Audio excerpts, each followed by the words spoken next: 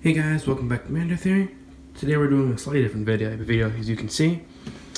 I recently got the Mos Eisley Cantina set, so I will be reviewing about how I like that set.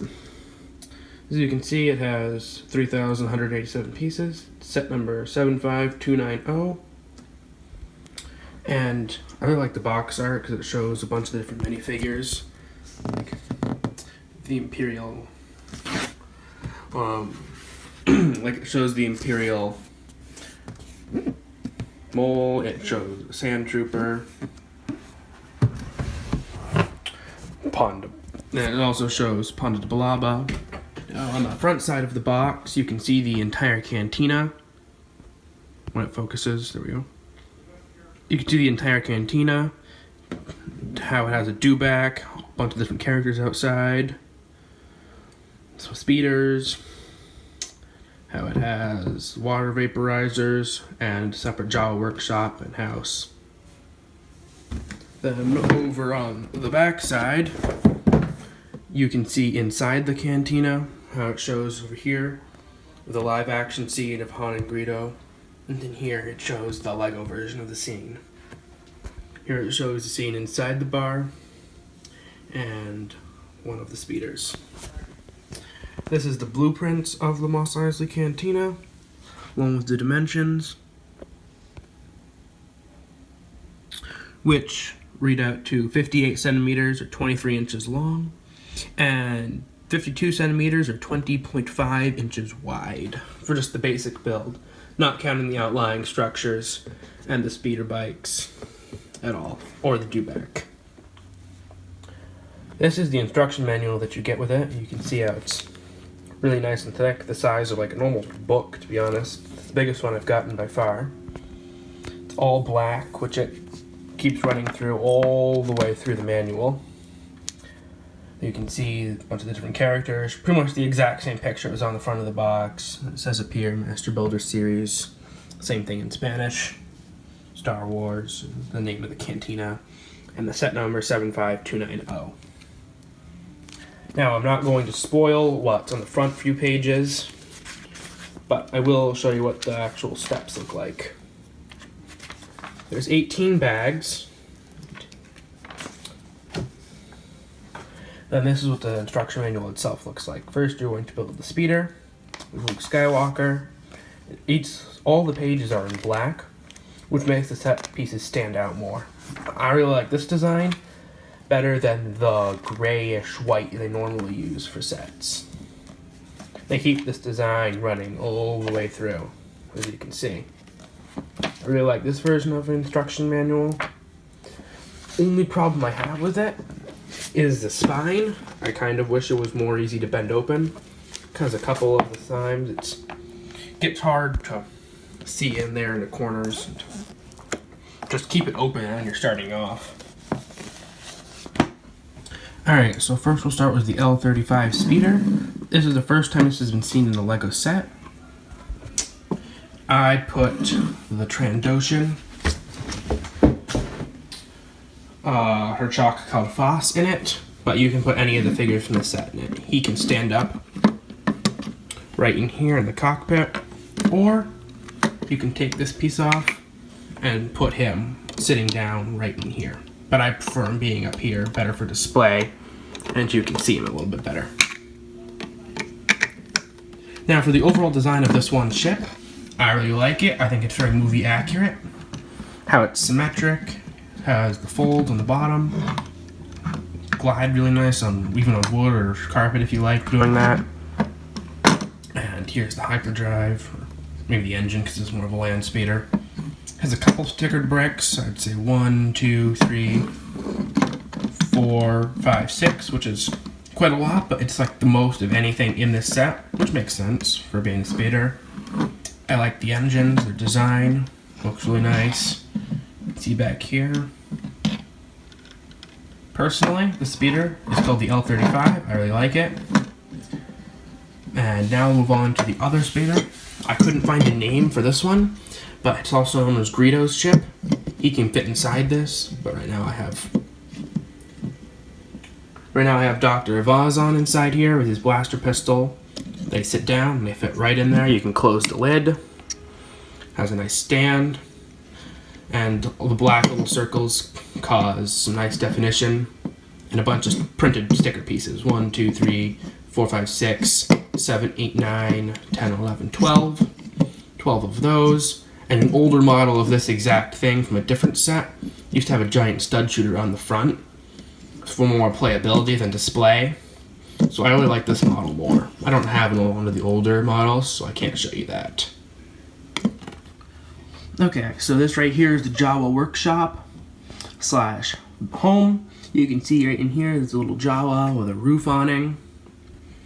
And this part right up here flips up. And you can see right down inside there. I have the flash on, I'll turn that off in just a minute. I just wanted you to see in there without the shadows.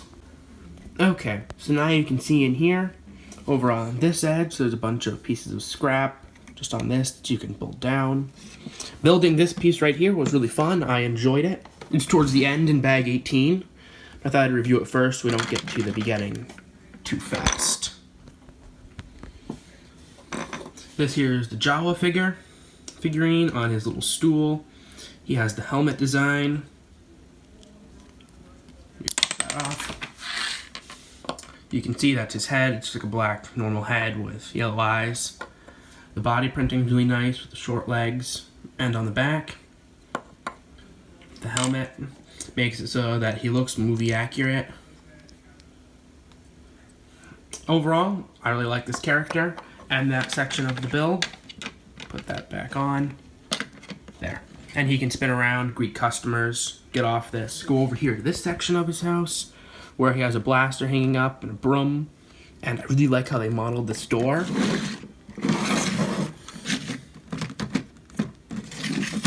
So you can grab this little gray piece right here and pull it up, and the door opens up and you can see right inside.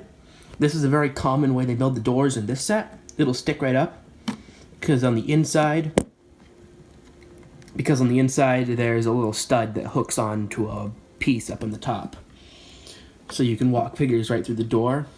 In the movie, the doors slide side to side, but the instruction manual said that this was for more playability in chase scenes. Now over here, onto his house, that can disconnect from his workshop. Give me just a second, and I will show you.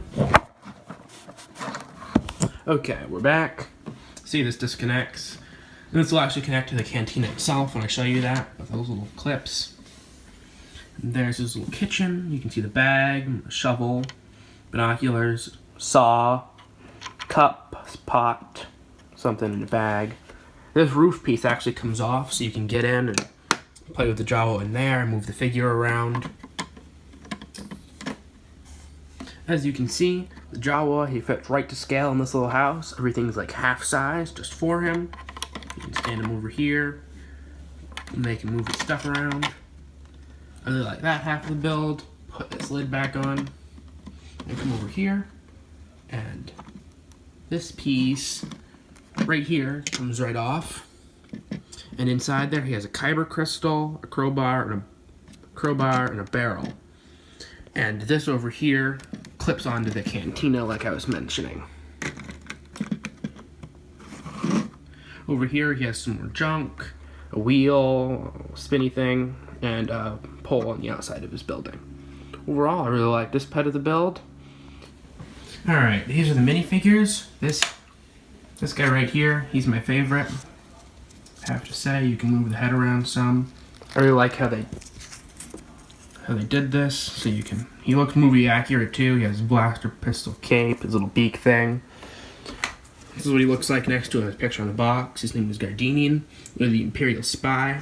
By far, my favorite figure from this set, and the one I was most excited to collect. Next up, this is the Trandoshan. You can see he has the same body mold as Bosk, but slightly different color, a lighter head. I really like the Trandoshan. As I said, this is him next to his picture on the box. Herschel Kafaz. My first Trandoshan, I really like him. Now this is Han Solo. I'm going to compare him to an older 2012 model. So this guy right here, he's the new one. And this guy right here, he is the old one. The printing on the torso and legs look almost the same. The face, I like this one more than that one. The blasters are identical. Well, this guy's hair is a lot more detailed than this guy's flat. So overall, I like the newer model of Han Solo better. Now, Greedo, I really like. I've been wanting to get a hand on a Rodigan for a while now. This is my first one, and it being Greedo is even better. I like how he has the leg printing, and you can see how they even designed on his back. He looks almost movie accurate. I recently watched Do a New Hope again for this video, and he has all these lines on here on the movie. I wish they printed those on there, like they did in the earlier 2004 version of this minifigure, but this guy is still really cool if you don't have one yet. So over here, this guy is Ponda Baba. I really like Ponda Baba. He's the first one of this species that I've gotten. This is him next to his figure on the box. He's pretty cool. His head is actually one molded piece. His torso is orange, and you can see the details of his shirt. He's actually a little bit shorter than the average minifigure, as you can see next to the Ithorian. He's shorter than him, and yeah, I like that guy. This is Obi-Wan Kenobi, or Old Ben. He has the newer 2020 hood piece and cape, facial features, torso, and a little bit of back printing. No leg printing or arm printing, but he's still really cool, and the first one of that version of Obi-Wan that I've gotten. Now, this is the Sand Trooper Squad Leader. This blaster, binoculars, redesigned backpack, energy pack. He has a shoulder podron, so he's the squad leader. The sandy helmet for the desert. His boxes right there with his identities. And the armor is actually really coolly printed. I like it. I wish they'd done something on the arms, but that's okay. And if we pop the helmet off, he has his own individual face. No more using the angry clone. Yeah, I like this guy. Wanted to get my hands on some stormtroopers for a while. I already had one scout trooper from a previous Razor Crest set, but my first real stormtroopers or stamp troopers. Now this is the other sand trooper. He doesn't have the orange pauldron. Other than that, they're almost identical. He has a black one, and his face is a little bit more smiley. And his helmet is exactly the same. Now he's on top of the dewback with a pole. He can hold on to the riding thing, to the lead, which I'm glad they gave him a second one, a spare in case that one breaks, we lose it. Here's second Sand Trooper's blaster. And for the dewback, if we take off the saddle, they actually give us a piece so he can be like a wild dewback. I really like how they did this molded one. I was worried at first it'd be like you have to brick it, build it with bricks, but I like the mold and how he can look like an actual dewback. Now, here's the Jawa that I was showing you earlier. He's really cool. I don't have his blaster on him currently, but that's in his hut like I showed you earlier. This is C-3PO. Same C-3PO we've got in like 14 other sets. This is the first one of him that I actually have. I really like him.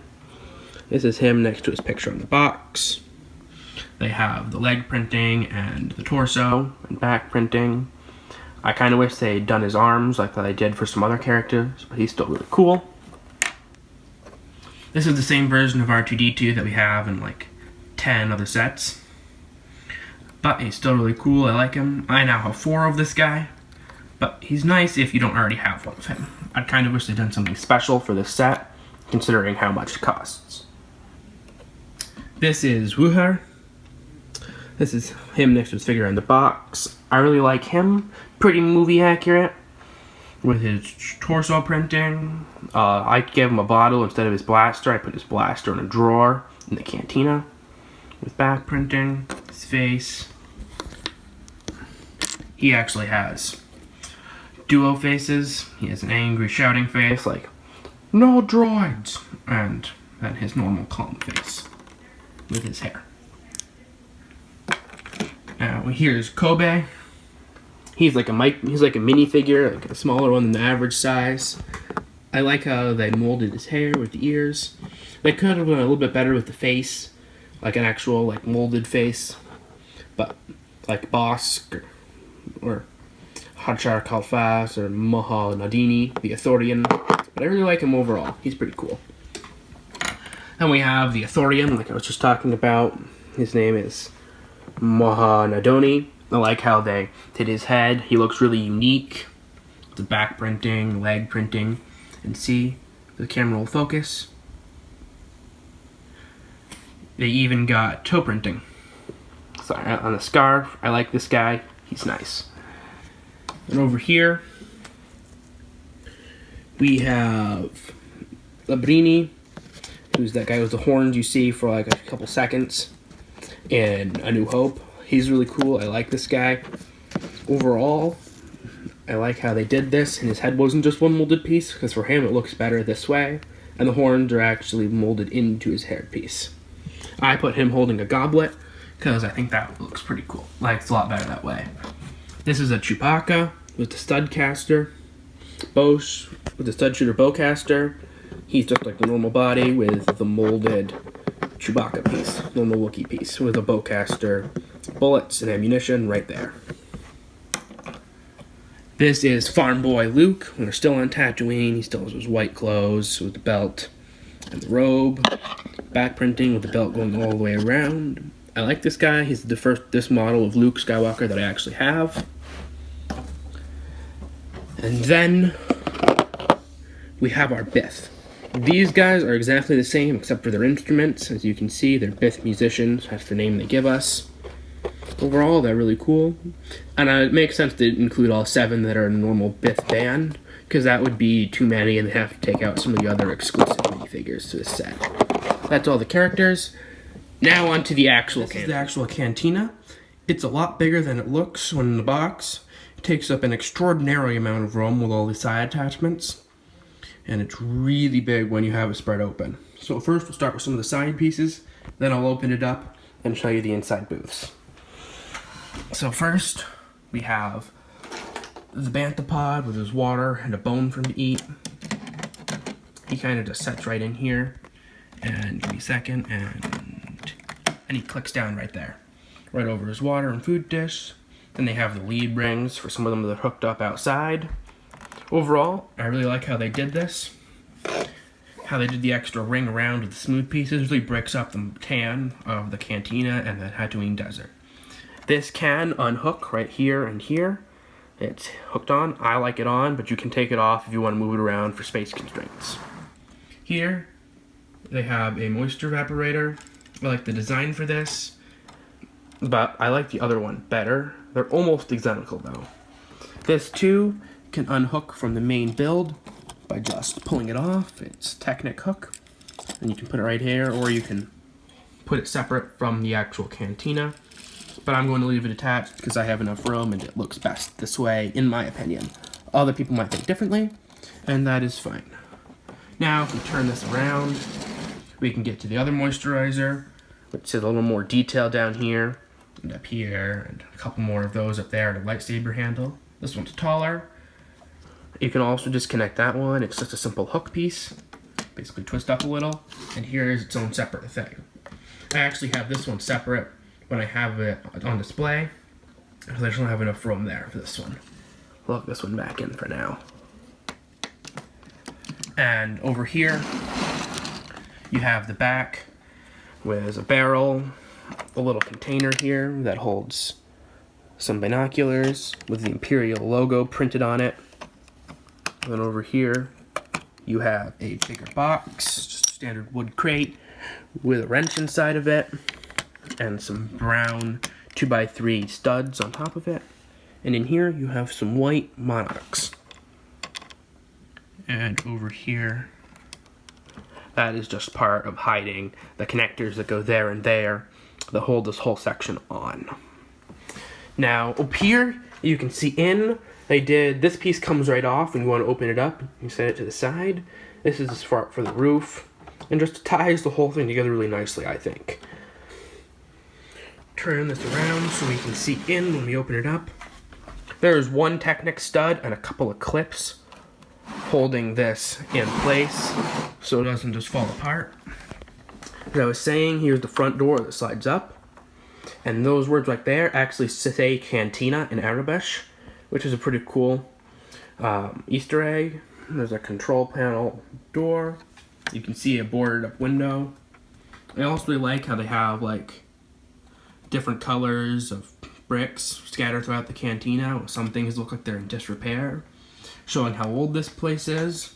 I'll put this down. This hatch here opens up and you can see inside the entranceway.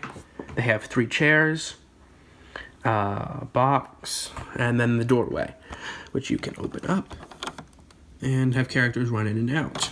I'll actually open up the cantina itself now. Alright, now here's the cantina opened up. We'll start with the entranceway and work our way around till we get here, and then I'll talk about the center. Now, here's inside the first booth with the door and the 3 chairs. Over here is a corner booth. You can actually take these pieces of roof off to make it so you can play with the minifigures in there. Make it brighter. There's 3 spots there in that booth with a bottle and a goblet. And if you look from above, there's actually a torch right there. And a crate with a set of Minox in there. Now, Chewbacca himself doesn't fit in any of the chairs in the booths. So I have him sit at this table. I put his extra stud for his bowcaster here. And that's the outside tables. Now, in this booth, you can see it's 2 chairs. This piece of roof also comes off. You can see inside. Pose whatever characters you want in there with a spinning table. Over here is a 3rd booth. Can't see this one too well because it's kind of in the corner. But that's that one. And if I take the roof off, it's a little bit brighter. You can see there's a mug and a glass in there with the 2 seats, table, and a torch. Well, not really a torch in this, but it looks like a torch. Then over here, you have the back supply room, which isn't in the cantina. It's exclusive to this Lego set. You can see that there's Wuhar's mop, a couple of extra bottles, a pair of extra binoculars. And then there's a door over here that opens up. It's like a back door to the cantina. And you can go right in through there. There's a hatch on top that you can close down. And this is what you see in there when you have that hatch closed. Now over here is the Biff Musician stage. I have 1 stand back here and then 1 and 1. If you give me a second, I'll prop my camera up and show that to you. Okay. So that's my Biff band, how they're all playing their instruments. I have them in different orders, and I really like that section. Now, this next booth is one of my favorites of probably the entire build. If we take Greedo and Han Solo, we can actually act out that scene. Let me take off the roof really quick and put these characters in their spots. You set them down carefully with Greedo or whoever you want there, but movie accurately. Greedo is on the right when you're facing in, and Han sits on the left. Let me just fix his hand so it's sitting outwards. Makes the whole next stage go a little smoother. Put him down, and then I think Greedo shot first, so you can kill him with the chair ejector. But then there's also one of those with Han Solo's seat. I'll show you what that looks like in just a second. Alright, see, and then you can do the exact same thing. Greedo shot first, and then you can kill off Han. Not sure why anyone would do that, but you can, and I find that's a cool feature. They added that ability. Put that roof back on, and then we go over to the last corner. There's stairs here, and this is that Technic piece I was talking about that connects in right over here when you close the cantina. There's another table set right here, another spot you can put Chewbacca or any of the bigger characters. And here, I like to have the Imperial Spy, or Gerdoni, and the Ithorian both sit here. Mainly because it looks like a dark corner they can watch all the proceedings in the cantina from, especially the spy. Put that little roof back on, and now we'll go over and talk about the bar with Wuhar. Just a second, and you can look down the bar. Just a second, and you can look down this while I grab Wuhar. I normally have him standing around somewhere with this cup. It's a little bit difficult, but I just have him stand here and be starting to pour into this cup. This is the vending machine. These silver parts, actually in the movie, were reused IG-88 heads. There's some more bottles, dispenser. This is a really intricate build. It's kind of complicated, but I like it. Then back here, I put his blaster in this crate like I was telling you about. He has 2 more bottles, a mug, then 2 cash register from Star Wars, a drawer with a bone in it for the bantha, and then this bottom drawer is really hard to open and also empty. There's a door here there's a door right there on the bar that slides open and stops in the studs right there. I really like that. And this silver piece that goes all the way around the bar is actually just one piece that you have to bend to click onto there. I personally didn't know when I started off with it, so I was kind of confused to start off with, but it looks really nice. Overall, I really like this set. It's one of my favorites that I have built so far, due to how movie accurate it is and all the different characters you end up getting with it. All 21, most of them being ones I haven't had before. So that's my review on the Mos Eisley Cantina, or set number 75290. Tell me if you liked it in the comments, and I'll see you next time. Mandotheory out. This is the way.